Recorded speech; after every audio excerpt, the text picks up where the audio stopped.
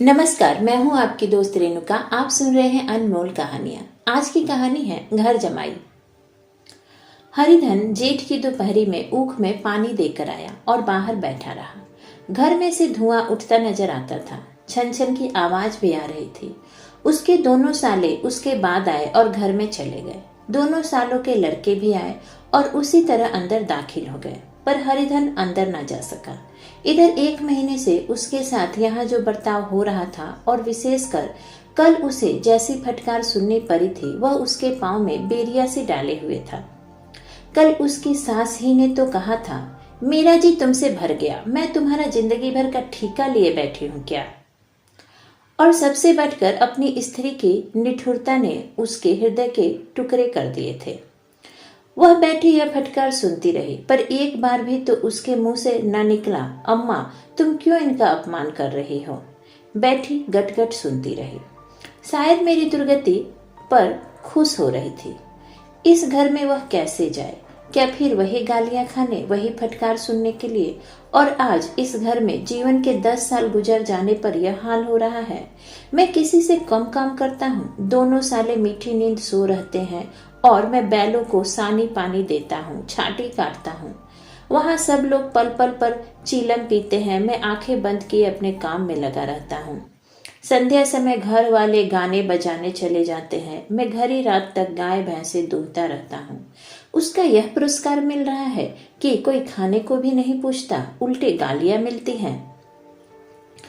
उसकी स्त्री घर में से डोल लेकर निकली और बोली, जरा इसे कुएं से खींच लो, एक बूंद पानी नहीं है। हरिधन ने डोल लिया और कुएं से पानी भर लाया। उसे जोर की भूख लगी हुई थी। समझा अब खाने को बुलाने आवेगी, मगर स्त्री डोल लेकर अंदर गई तो वहीं की हो रही। हरिधन थका मांदा छुद्दा से व्याकुल परा परा सो गया। सहसा उसकी स्त्री गुमानी ने आकर उसे जगाया। हरिधन ने परे परे कहा, क्या है, क्या परा भी न रहने दोगी या और पानी चाहिए। गुमानी कटु स्वर में बोली, गुराते क्या हो, खाने को तो बुलाने आई हूं। हरिधन ने देखा उसके दोनों साले और बड़े साले के दोनों लड़के भोजन किए चले आ रहे थे। उसकी देह में आग लग गई। मेरी अब यह नौबत पहुंच गई कि इन लोगों के साथ बैठकर खा भी नहीं सकता। ये लोग मालिक हैं, मैं इनकी जूठी थाली चाटने वाला हूँ। मैं इनका कुत्ता हूँ जिसे खाने के बाद एक टुकड़ा रोटी डाल दी जाती है। यही घर है जहाँ आज से 10 साल पहले उसका कितना आदर सत्कार होता था। साले गुलाम बने रहते थे, सास मुंह जोहती रहती थी, स्त्री पूजा करती थी। तब उसके पास रुपए थे, जायदाद थी। अब वह दरिद्र है। उसकी सारी जायदाद को इन्हीं लोगों ने कूड़ा कर दिया। अब उसे रोटियों के भी लाले हैं। उसके जी में एक ज्वाला सी उठी कि इसी वक्त अंदर जाकर सास को और सालों को भिगो भिगो कर लगाए, पर जब्त करके रह गया। परे परे बोला, मुझे भूख नहीं है, आज न खाऊंगा। गुमानी ने कहा, न खाओगे मेरी बला से। हाँ नहीं तो खाओगे, तुम्हारे ही पेट में जाएगा, कुछ मेरे पेट में थोड़े ही चला जाएगा। हरिधन का क्रोध आंसू बन गया। यह मेरी स्त्री है जिसके लिए मैंने अपना सर्वस्व मिट्टी में मिला दिया। मुझे उल्लू बनाकर यह सब निकाल देना चाहते हैं। वह अब कहाँ जाए, क्या करे। उसकी सास आकर बोली, चलकर खा क्यों नहीं लेते जी, रूठते किस पर हो। यहाँ तुम्हारे नखरे सहने का किसी में बूता नहीं है। जो देते हो वो मत देना, और क्या करोगे। तुमसे बेटी ब्याही है, कुछ तुम्हारी जिंदगी का ठीका नहीं लिया है। हरिधन ने मर्माहत होकर कहा, हाँ अम्मा, मेरी भूल थी कि मैं यही समझ रहा था। अब मेरे पास क्या है, तुम मेरी जिंदगी का ठेका लोगी। जब मेरे पास भी धन था तब सब कुछ आता था, अब दरिद्र हूं, तुम क्यों बात पूछोगी। बूढ़ी सास भी मुंह फुलाकर भीतर चली गई। बच्चों के लिए बाप एक फालतू सी चीज, एक विलास की वस्तु है, जैसे घोड़े के लिए चने या बाबुओं के लिए मोहन भोग। माँ रोटी दाल है, मोहन भोग उम्र भर न मिले तो किसका नुकसान है, मगर एक दिन रोटी दाल के दर्शन न हो तो फिर देखिए क्या हाल होता है। पिता के दर्शन कभी कभी शाम सवेरे हो जाते हैं। वह बच्चे को उछालता है, दुलारता है, कभी गोद में लेकर या उंगली पकड़कर सैर कराने ले जाता है, और बस यही उसके कर्तव्य की इति है। वह परदेश चला जाए तो बच्चे को परवाह नहीं होती, लेकिन माँ तो बच्चे का सर्वस्व है। बालक 1 मिनट के लिए भी उसका वियोग नहीं सह सकता।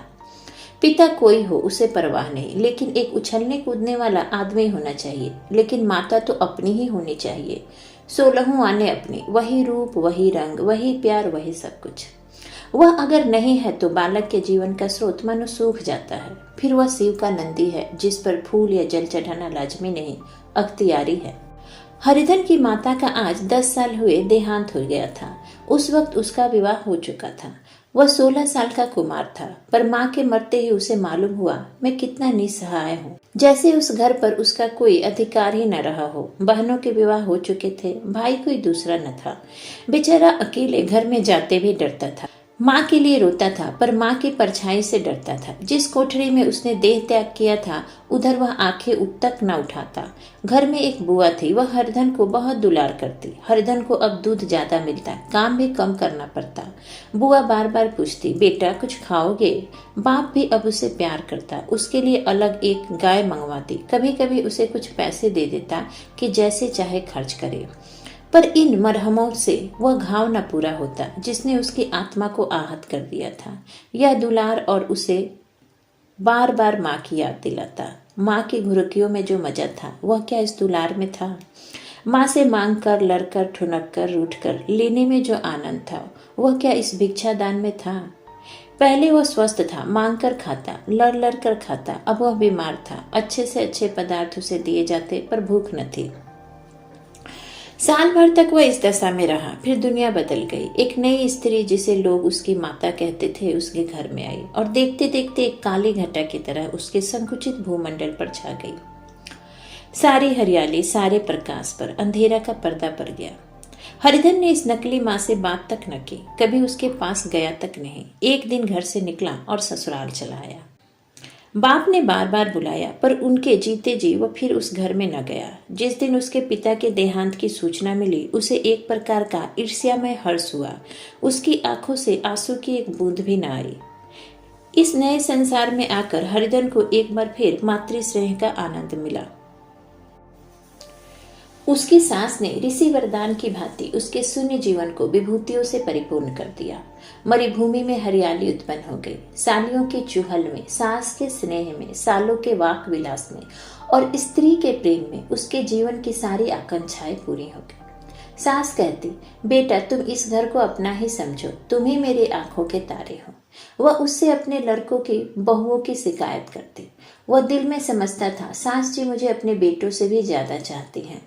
बाप के मरते ही वह घर गया और अपने हिस्से की जायदाद को कूड़ा करके रुपयों की थैली लिए हुए आ गया।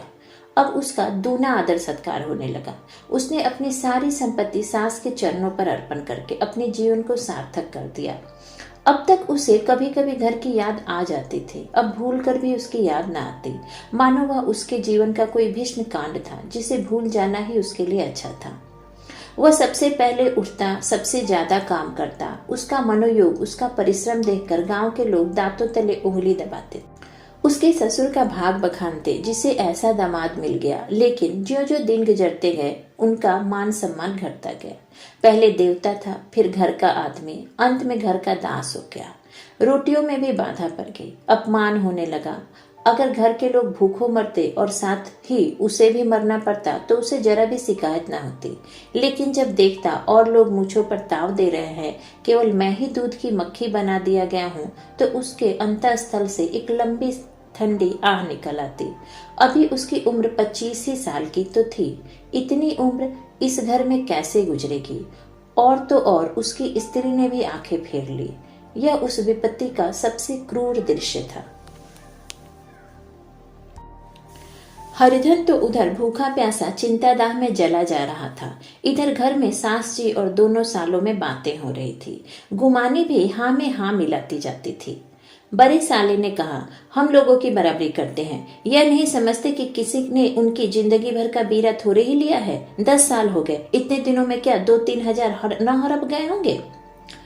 छोटे साले बोले, मजूर हो तो आदमी घुरके भी, डांटे भी, अब इनसे कोई क्या कहे। न जाने इनसे कभी पिंड छूटेगा भी या नहीं। अपने दिल में समझते होंगे मैंने 2000 रुपये नहीं दिए हैं। यह नहीं समझते कि उनके 2000 कब के उड़ चुके। 1.25 सेर तो 1 जून को चाहिए। सास ने गंभीर भाव से कहा, बड़ी भारी खुराक है। गुमानी माता के सिर से जू निकाल रही थी। सुलगते हृदय से बोली, निकम्मे आदमी को खाने के सिवा और काम ही क्या रहता है। बड़े, खाने की कोई बात नहीं, जिसकी भूख हो उतना खाए, लेकिन कुछ पैदा भी तो करना चाहिए। यह नहीं समझते कि पहुनई में किसी के दिन कटे हैं। छोटे, मैं एक दिन कह दूंगा, अब अपनी राह लीजिए, आपका कर्जा नहीं खाया है। गुमानी घर वालों की ऐसी ऐसी बातें सुनकर अपने पति से द्वेष करने लगी थी। अगर वह बाहर से 4 पैसे लाता तो इस घर में उसका कितना मान सम्मान होता। वह भी रानी बनकर रहती। न जाने क्यों बाहर जाकर कमाते उनकी नानी मरती है। गुमानी की मनोवृत्ति अभी तक बिल्कुल बालपन की सी थी। उसका अपना कोई घर न था। उसी घर का हित अहित उसके लिए भी प्रधान था। वह भी उन्हीं शब्दों में विचार करती, इस समस्या को उन्हीं आंखों से देखती जैसे उसके घर वाले देखते थे। सच तो 2000 रुपये में क्या किसी को मोल ले लेंगे? 10 साल में 2000 होते ही क्या है? 200 ही तो साल भर के हुए। क्या 2 आदमी साल भर में 200 भी ना खाएंगे? फिर कपड़े लत्ते, दूध, घी सभी कुछ तो है। 10 साल हो गए, एक पीतल का छल्ला नहीं बना। घर से निकलते तो जैसे इनके प्राण निकलते हैं। जानते हैं जैसे पहले पूजा होती थी वैसे ही जन्म भर होती रहेगी। यह नहीं सोचते कि पहले और बात थी, अब और बात है। बहू ही पहले ससुराल जाती है तो कितना महात्म होता है। उसके डोली से उतरते ही बाजे बजते हैं। गांव मोहल्ले की औरतें उसका मुंह देखने आती हैं और रुपये देती हैं। महीनों उस घर भर से अच्छा खाना मिलता है, अच्छा पहनने को कोई काम नहीं लिया जाता। लेकिन 6 महीनों के बाद कोई उसकी बात भी नहीं पूछता। वो घर भर की लौडी हो जाती है। उनके घर में मेरी भी तो यही गति होती। फिर काहे का रोना? जो यह कहो कि मैं काम करता हूँ तो तुम्हारी भूल है, मजदूर की और बात है। उसे आदमी डांटता भी है, मारता भी है। जब चाहता है रखता है, जब चाहता है निकाल देता है। कसकर काम लेता है। यह नहीं कि जब जी में आया कुछ काम किया, जब जी में आया पढ़कर सो रहे।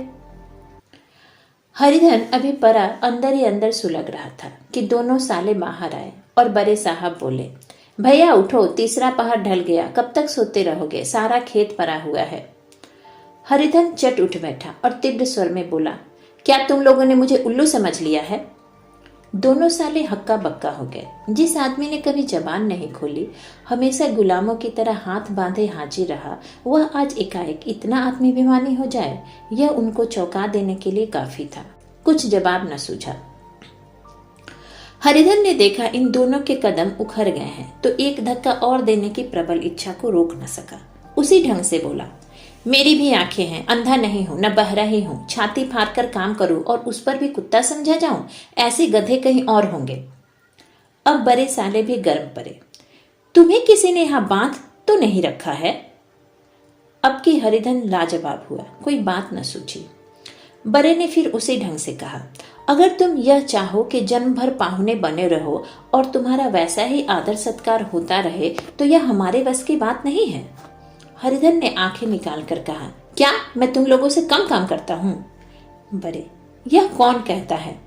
हरिधन, तो तुम्हारे घर की नीति है कि जो सबसे ज्यादा काम करे वही भूखों मारा जाए।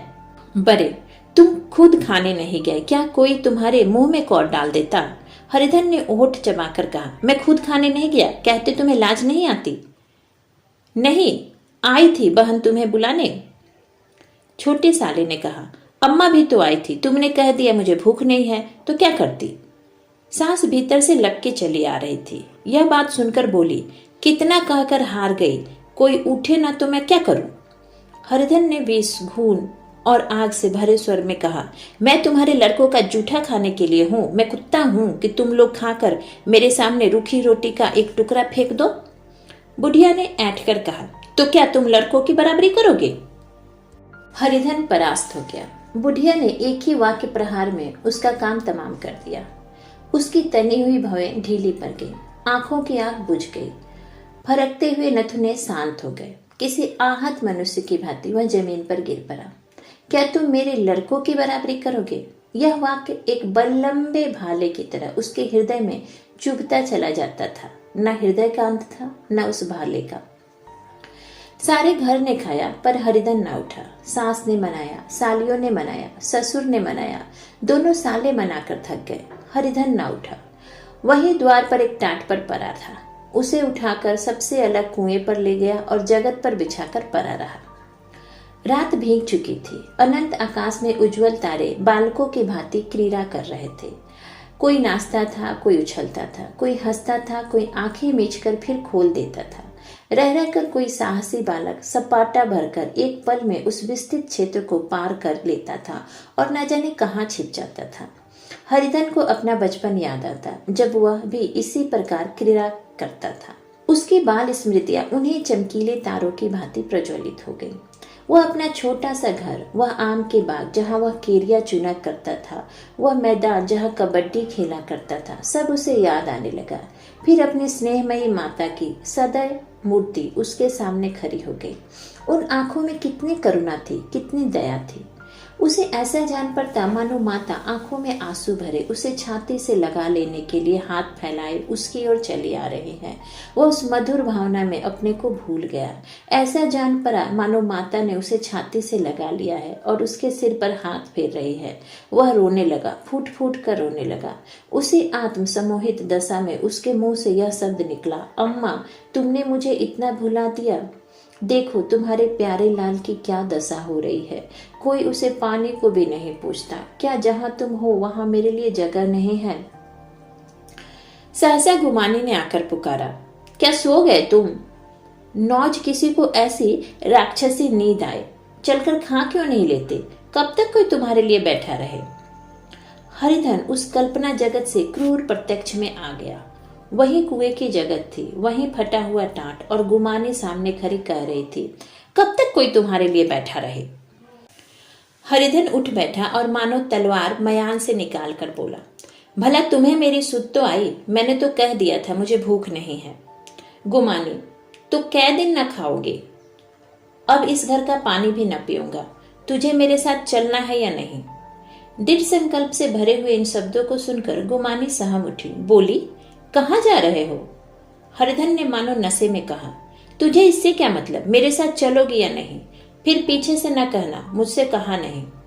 गुमानी आपत्ति के भाव से बोली, तुम बताते क्यों नहीं कहाँ जा रहे हो? तू मेरे साथ चलेगी या नहीं? जब तक तुम बता न दोगे मैं नहीं जाऊंगी। तो मालूम हो गया तू नहीं जाना चाहती। मुझे इतना ही पूछना था। नहीं, अब तक मैं आधी दूर निकल गया होता। यह कहकर वह उठा और अपने घर की ओर चला। गुमानी पुकारती रही, सुन लो सुन लो, पर उसने पीछे फिरकर भी न देखा। 3 मील की मंजिल हरिधन ने 5 घंटों में तय की। जब वह अपने गांव की अमराइयों के सामने पहुंचा तो उसकी मातृभावना उषा की सुनहरी गोद में खेल रही थी। उन वृक्षों को देखकर उसका विहल हृदय नाचने लगा। मंदिर का वह सुनहरा कलश देखकर वह इस तरह दौड़ा मानो एक छलांग में उसके ऊपर जा पहुंचेगा। वह वेग में दौड़ा जा रहा था, मानो उसकी माता गोद फैलाए उसे बुला रही हो। जब वह आमों के बाग में पहुंचा, जहां डालियों पर बैठकर वह हाथी की सवारी का आनंद पाता था, जहां की कच्ची बेरों और लिसोरों में एक स्वर्गीय स्वाद था, तो वह बैठ गया और भूमि पर सिर झुकाकर रोने लगा, मानो अपनी माता को अपनी बिपती कथा सुना रहा हो। वहां की वायु में, वहां के प्रकाश में मानो उसकी विराट रूपिणी माता व्याप हो रही थी। वहां की अंगुल अंगुल भूमि माता के पद चिन्हों से पवित्र थी। माता के स्नेह में डूबे हुए शब्द अभी तक मानो आकाश में गूंज रहे थे। इस वायु और इस आकाश में न जाने कौन सी संजीवनी थी जिसने उसके शोकार्त हृदय को बालोत्साह से भर दिया। वह एक पेड़ पर चढ़ गया और उधर से आम तोड़ तोड़ कर खाने लगा। सास के वह कठोर शब्द, स्त्री का वह निष्ठुर आघात, वह सारा अपमान वह भूल गया। उसके पांव फूल गए थे, तलवों में जलन हो रही थी, पर इस आनंद में उसे किसी बात का ध्यान न था। सहसा रखवाले ने पुकारा, वह कौन ऊपर चढ़ा हुआ है रे? उतर, अभी नहीं तो ऐसा पत्थर खींचकर मारूंगा कि वहीं ठंडे हो जाओगे। उसने कई गालियां भी दी। इस फटकार और इन गालियों में इस समय हरिधन को अलौकिक आनंद मिल रहा था। वह डालियों में छिप गया, कई आम काट काट कर नीचे गिराए और जोर से ठट्ठा मारकर हंसा। ऐसी उल्लास से भरी हुई हंसी उसने बहुत दिन से न हंसी थी। रखवाले को वह हंसी परिचित से मालूम हुई, मगर हरिधन यहाँ कहा, वह तो ससुराल की रोटियां तोड़ रहा है। कैसा हंसोरा था, कितना चिबिल्ला, न जाने बेचारे का क्या हाल हुआ। पेड़ की टाल से तालाब में कूद पड़ता था। अब गांव में ऐसा कौन है? डांट कर बोला, वहां बैठे बैठे हंसोगी तो आकर हंसी निकाल दूंगा, नहीं सीधे से उतर आओ। वह गालियां देने जा रहा था कि एक गुठली आकर उसके सिर पर लगी। सिर सहलाता हुआ बोला, यह कौन है शैतान, नहीं मानता, ठहर तो मैं आकर तेरी खबर लेता हूं। उसने अपनी लकड़ी नीचे रख दी और बंदरों की तरह चटपट ऊपर चढ़ गया। देखा तो हरिधन बैठा मुस्कुरा रहा था। चकित होकर बोला, अरे हरिधन, तुम यहाँ कब आए? इस पेड़ पर कब से बैठे हो? दोनों बचपन सखा वहीं गले मिले। यहाँ कब आए? चलो घर चलो भले आदमी, क्या वहां आम भी मयस्सर न होते थे? हरिधन ने मुस्कुराकर कहा, मगरू, इन आमों में जो स्वाद है वह और कहीं के आमों में नहीं है। गांव का क्या रंग ढंग है? मंगरू, सब चैन चैन है भैया, तुमने तो जैसे नाता ही तोड़ लिया। इस तरह कोई अपना गांव घर छोड़ देता है? जब से तुम्हारे दादा मरे सारी गृहस्थी चौपट हो गई। 2 छोटे छोटे लड़के हैं, उनके किए क्या होता है? हरिधन, मुझे अब उस गृहस्थी से क्या वास्ता है भाई, मैं तो अपना ले दे चुका। मजूरी तो मिलेगी ना, तुम्हारे गैया में चरा दिया करूंगा, मुझे खाने को दे देना। मंगरू ने अविश्वास के भाव से कहा, अरे भैया कैसी बातें करते हो, तुम्हारे लिए जान तक हाजिर है। क्या ससुराल में अब न रहोगे? कोई चिंता नहीं, पहले तो तुम्हारा घर ही है, उसे संभालो। छोटे छोटे बच्चे हैं, उनको पालो। तुम नई अम्मा से नाहक डरते थे, बड़ी सीधी है बेचारी, बस अपनी माँ ही समझो। तुम्हें पाकर तो निहाल हो जाएगी। अच्छा घरवाली को भी तो लाओगे। हरिधन, उसका अब मुंह न देखूंगा, मेरे लिए वह मर गई। मंगरू, तो दूसरी सगाई हो जाएगी। अब की ऐसी मेहरिया ला दूंगा, उसके पैर धो धो कर पियोगे। लेकिन कहीं पहली भी आ गई तो? हरिधन, वह ना आएगी। हरिधन अपने घर पहुंचा तो दोनों भाई भैया आए कहकर भीतर दौड़े और माँ को खबर दी। उस घर में कदम रखते ही हरिधन को ऐसी शांत महिमा का अनुभव हुआ मानो वह अपनी माँ की गोद में बैठा हुआ है। इतनों दिने ठोकरे खाने से उसका हृदय कोमल हो गया था। जहाँ पहले अभिमान था, आग्रह था, हेकरी थी, वहां अब निराशा थी, पराजय थी और याचना थी। बीमारी का जोर कम हो चला था।